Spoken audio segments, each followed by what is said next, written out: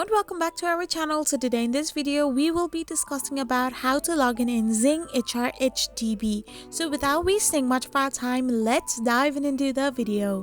So to get logged in your Zing HR, all you need to do is simply tap open a web browser of your preference. So once you open a web browser of your preference, type in the URL www.zinghr.com.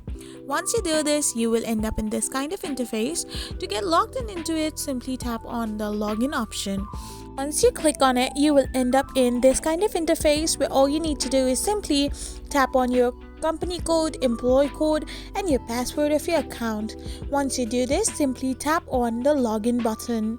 After doing this, you will get logged in your Zing HR HBD account as well. I hope you found this video helpful, so don't forget to hit that subscribe button and do give us a thumbs up. We will be back again with these informative videos. Thank you for watching.